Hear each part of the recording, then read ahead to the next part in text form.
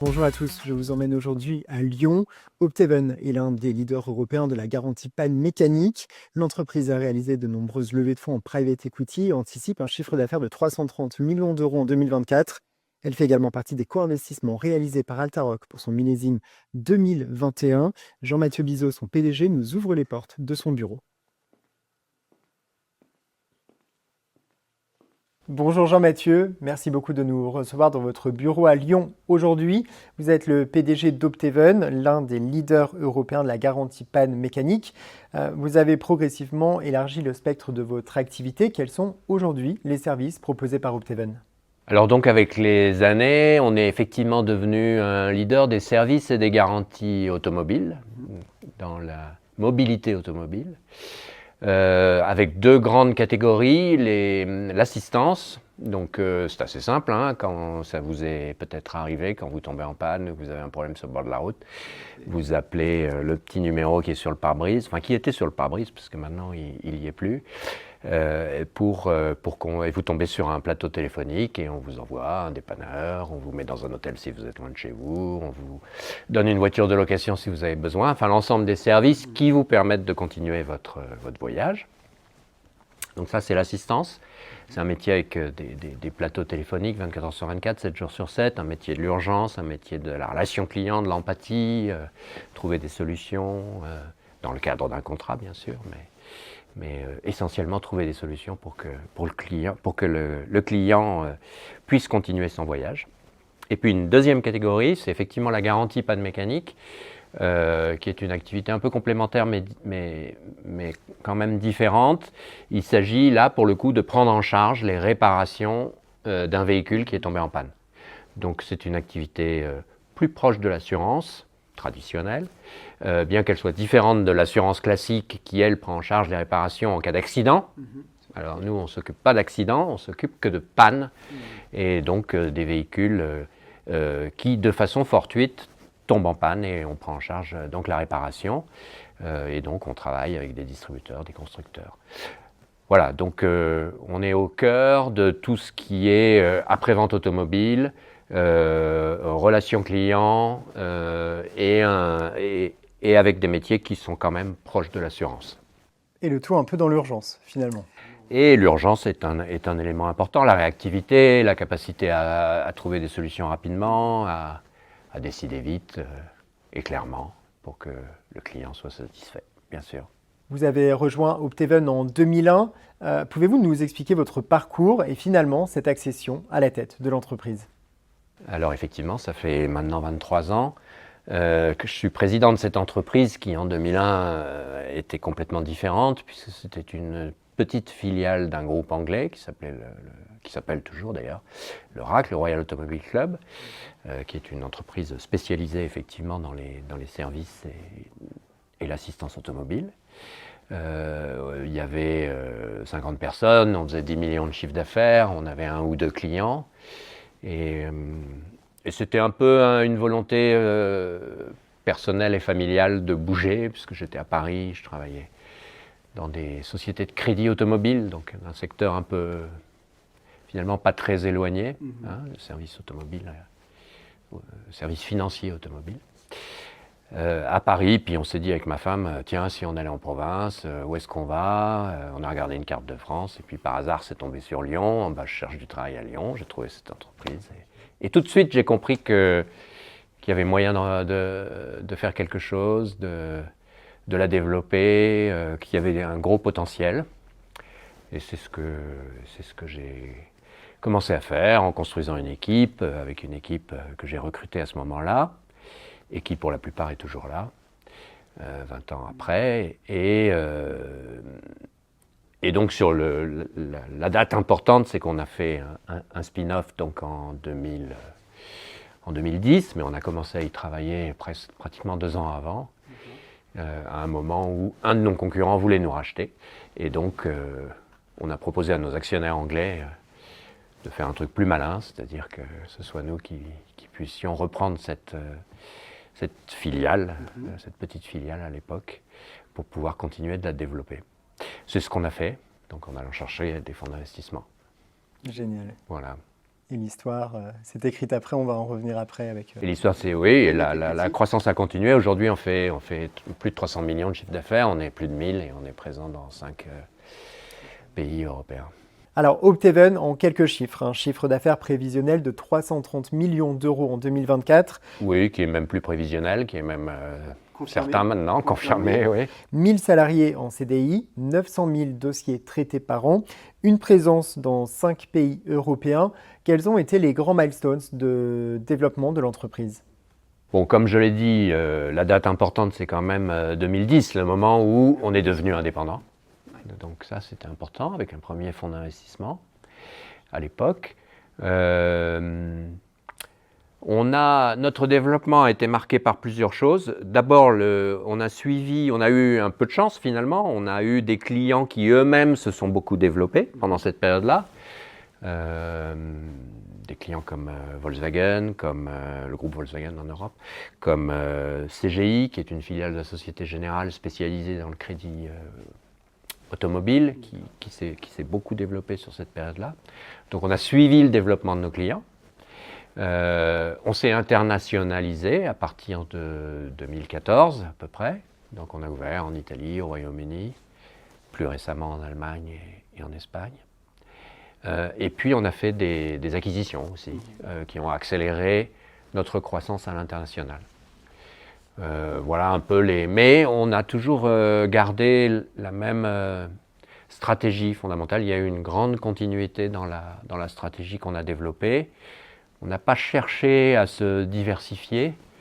On est sur un domaine qui est le domaine des services automobiles, de l'automobile, l'industrie automobile en général, qui bouge beaucoup, avec des bouleversements très importants, des changements à venir encore plus importants.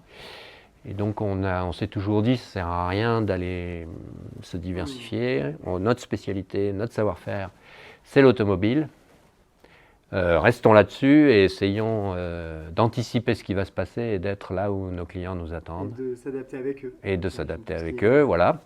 Donc pas de gros changements stratégiques. Je dirais plutôt au contraire une grande stabilité à la fois du management et de la stratégie. Avec des petits ajustements quand même, comme l'internationalisation, les acquisitions, la digitalisation de nos process, enfin autant de choses qui sont importantes, mais qui ont été d'autant plus efficaces qu'elles reposaient sur une base stratégique stable. Vous êtes donc sur un modèle en B2B, donc avec des revenus annuels récurrents, j'imagine. Oui. On travaille donc en B2B2C, puisqu'au final, c'est bien un conducteur qui va bénéficier de nos services, mais souvent en marque blanche, donc il ne connaît pas la marque Opteven, qui n'est pas une marque grand public, qui est une marque connue des professionnels d'automobile, mais pas du client final, encore que ça commence un petit peu, mais pas beaucoup.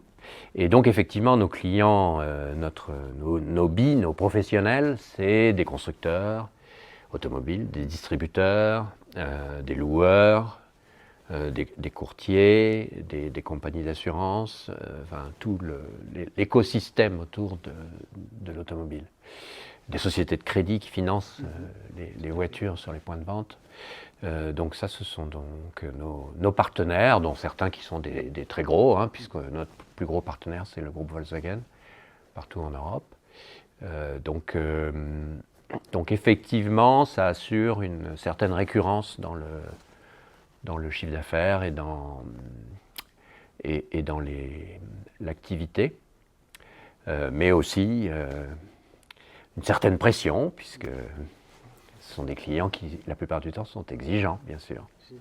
Donc il y a une double pression. La pression du consommateur final, qui a envie d'avoir un service de qualité, bien sûr, et que s'il ne l'a pas, il va se plaindre, il va remonter son insatisfaction. Donc c'est vraiment important d'avoir un client final satisfait. Et puis il y a un client professionnel qui doit l'être aussi. Donc il y a cette double préoccupation permanente chez nous.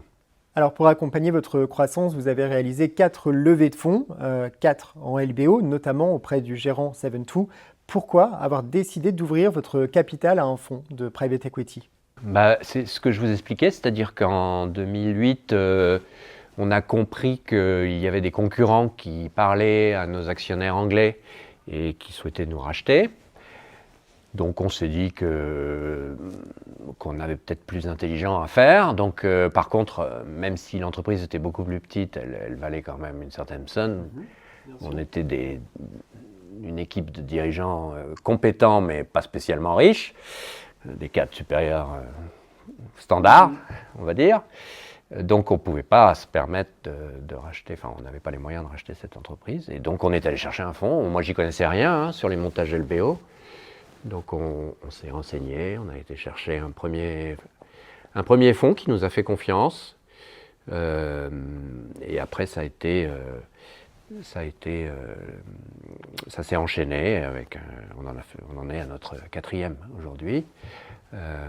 Mais donc on était bien obligé d'aller chercher des solutions pour racheter cette filiale qui, même si elle n'était pas très grosse, on n'avait pas assez d'argent pour se l'offrir, on va dire. Et sur quels critères avez-vous sélectionné les gérants qui vous ont accompagné? À chaque période, son critère, je dirais, puisque l'entreprise a quand même beaucoup grossi, avec une stratégie, comme je le disais, assez constante et cohérente, mais avec des challenges sur les 4 à 5 ans à venir, toujours un peu différents. Bon, le premier, il est vraiment important parce qu'un spin-off, c'est quand même très délicat finalement. C'est sans doute le plus délicat. Parce que le moment où vous dites à votre actionnaire j'ai une meilleure idée, finalement on va peut-être nous la reprendre, la filiale.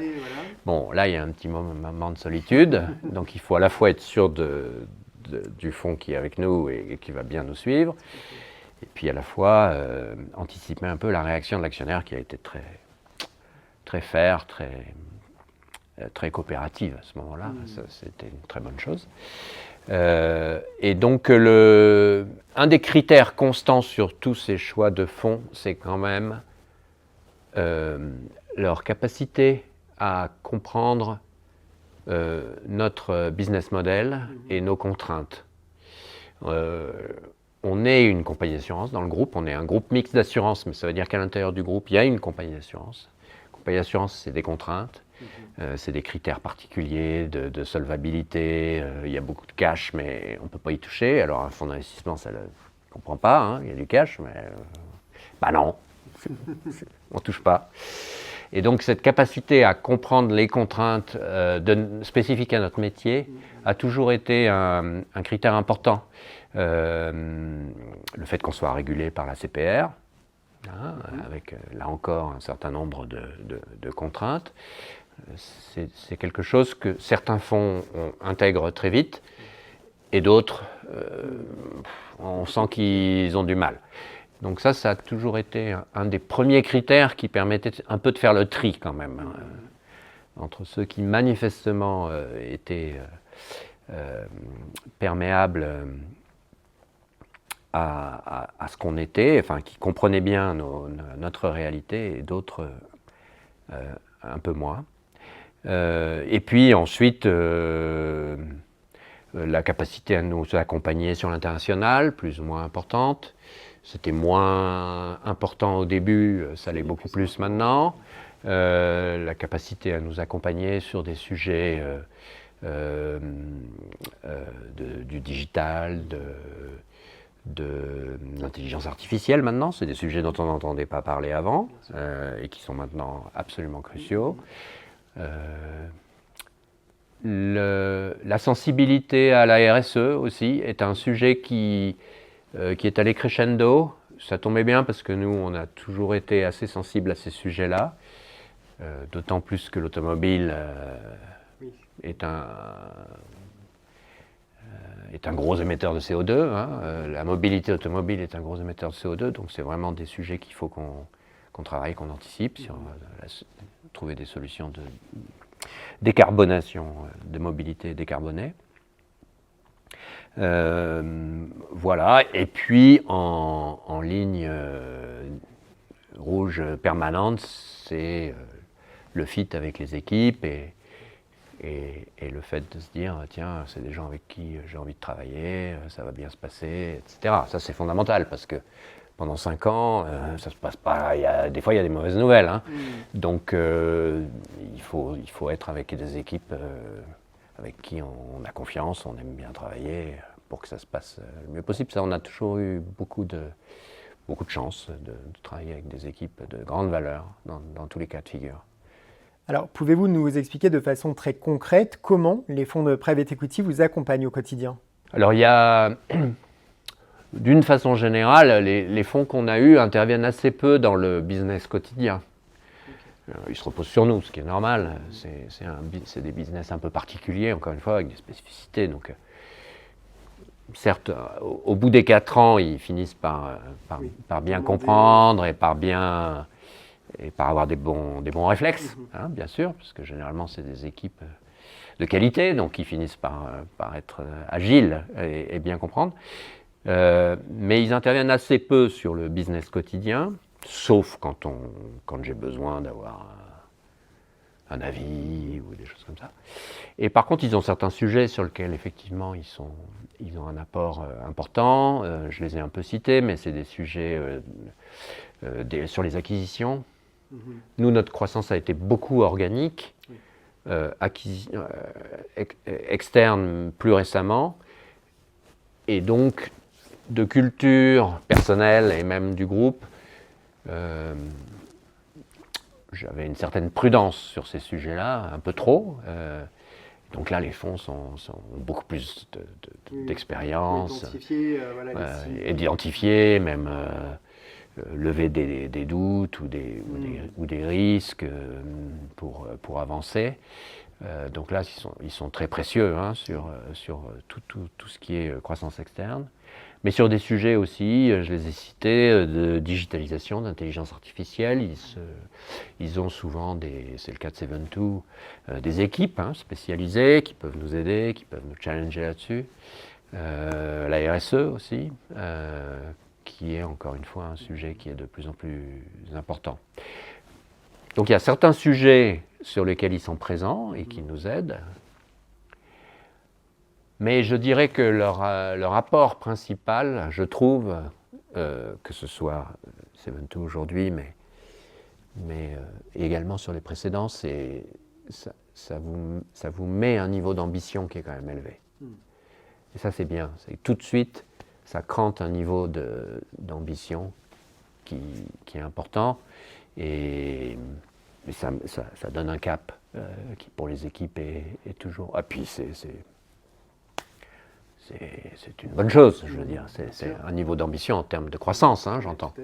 Essentiellement en termes de croissance. Avec des objectifs à atteindre que vous n'auriez peut-être pas fixés aussi haut? À chaque fois, on se disait, on n'y arrivera jamais. Et à chaque fois, on y arrive. Donc, la stratégie était la bonne. Donc ça montre bien que... Nous sommes aujourd'hui à Lyon, à quelques kilomètres d'ici. Au Puy-en-Velay, vous avez récemment recruté 100 personnes en CDI. Le private equity permet donc de recruter des talents au niveau local. Oui, alors nous, on est un business de people, hein, avec des plateaux, avec des jeunes qui sont là et qui répondent aux sollicitations des clients, des jeunes quelquefois qui ne sont pas forcément très diplômés, mais qu'on a recrutés sur la base de savoir-être plus, sur la capacité à répondre au stress, à écouter les clients avec empathie, etc. Et on a eu quand même une grosse difficulté en 2022. Donc les effets post-Covid sur l'emploi ont été pour nous très importants. Une grosse difficulté à recruter et à conserver les jeunes qui restaient pas. Et c'est une chose qu'on n'avait pas connue précédemment. Donc augmentation du turnover, augmentation de l'absentéisme et grosse difficulté à recruter. Et en plus, dans ce bâtiment, on commençait à avoir des petits problèmes de place. Et donc la question s'est posée. On a finalement qu'un seul site en France, qui est ici à Villeurbanne. En tout cas, c'était le cas en 2022. Et la question s'est posée, si on doit ouvrir un deuxième site, c'est où? Donc c'est une question intéressante. On a évacué assez vite l'île Maurice ou le offshoring. On ne l'a pas évacué définitivement, mais en tout cas, à ce moment-là, on s'est dit, si on doit ouvrir un deuxième site en France, c'est où? Et donc, on a cherché d'abord dans des autres métropoles régionales, comme Lille, Nantes, Rouen. Donc, on a toujours été très bien reçus par les régions en question. Mais on s'est dit que finalement, on allait retrouver les mêmes problèmes que ce qu'on allait avoir, que ce qu'on a à Lyon. Ouais. Puisque c'est finalement le même type de métropole, avec des jeunes qui n'ont pas forcément leur permis de conduire, qui viennent en métro, mais qui doivent répondre à des clients qui, eux, ont un problème avec les voitures. Alors, ils le font bien, mais il y a ce petit décalage. Ce degré de technicité. Ce petit décalage. Et puis finalement, on s'est dit, si on reste dans la région, on veut aller où? Et donc on est allé voir la région Auvergne-Rhône-Alpes pour leur demander. Ils nous ont proposé différents endroits. Mais finalement, on s'est dit, il y a peut-être un modèle où on pourrait avoir des sites en satellite pas très loin de notre siège, dans des zones semi-rurales, sur des équipes pas trop importantes, entre 50 et 100 personnes. Pour aller chercher un bassin d'emploi avec des caractéristiques un peu différentes. Et c'est ce qu'on a voulu faire au Puy, qui est quand même un bassin d'emploi. Si vous regardez les critères, il ne faut surtout pas y aller. Le chômage est bas, il n'y a pas beaucoup de monde, il y a peu de sociétés de services. À chaque fois qu'on a dit ça, je dis, qu'est-ce que vous allez faire là-bas? Et en fait, non, c'est encore tôt pour le dire, mais il semble qu'on ait eu une bonne idée. Puisqu'on est allé chercher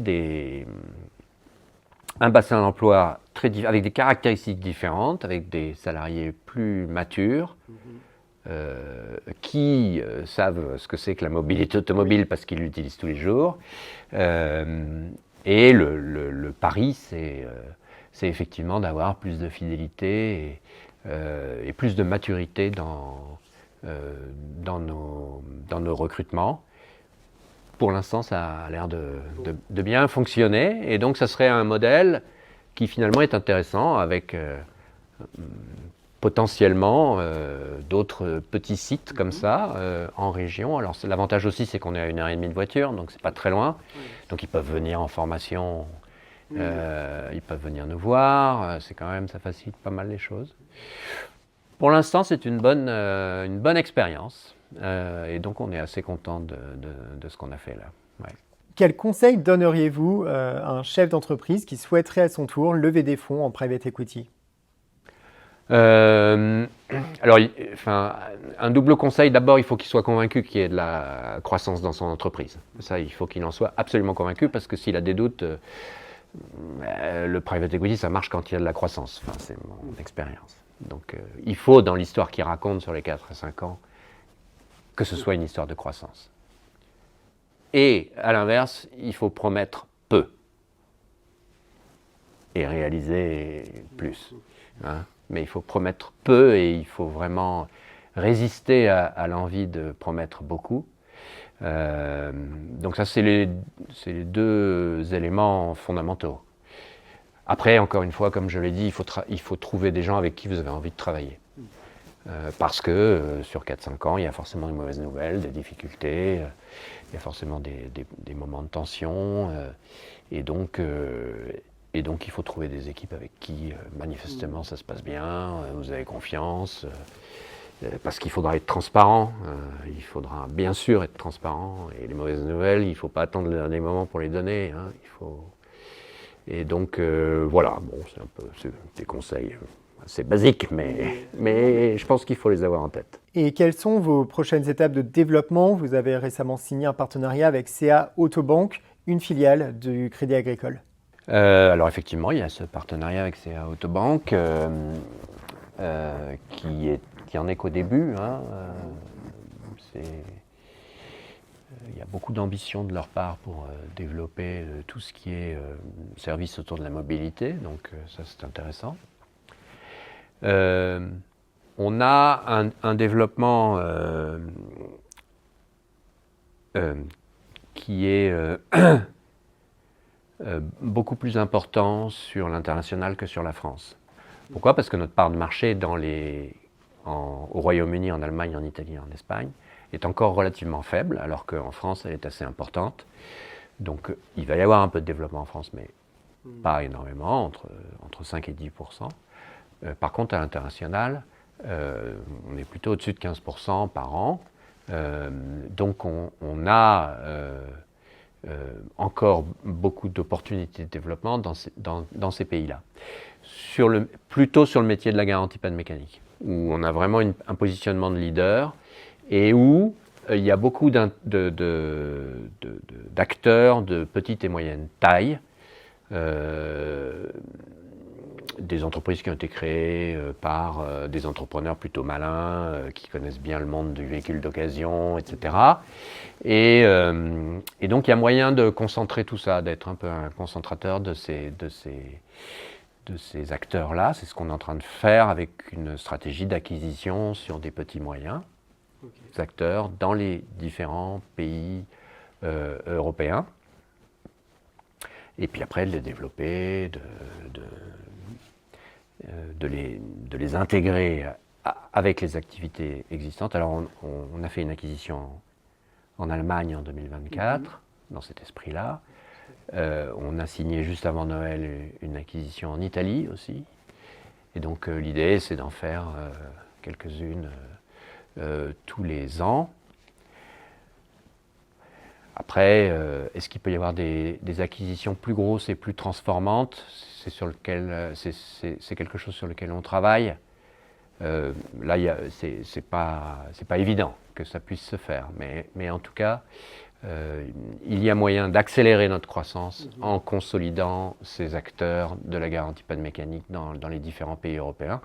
On est relativement serein et on est ambitieux sur notre croissance en Allemagne, qui repose pas mal sur Volkswagen, mais pas que. En Italie, c'est une filiale qui marche très bien. Au Royaume-Uni aussi. L'Espagne est un marché où on est encore tout petit, donc il y a beaucoup de potentiel. Alors, dernière question, est-ce que finalement votre objectif à moyen ou long terme, c'est de rejoindre les marchés cotés? C'est pas forcément une ambition, en tout cas pas déclarée. C'est pas quelque chose que l'équipe a en tête. En tout cas, pas aujourd'hui. Après, on ne sait pas ce que demain peut. Mais non, c'est pas forcément un objectif. Merci beaucoup Jean-Mathieu. Ben merci. Et félicitations pour le succès. Merci beaucoup.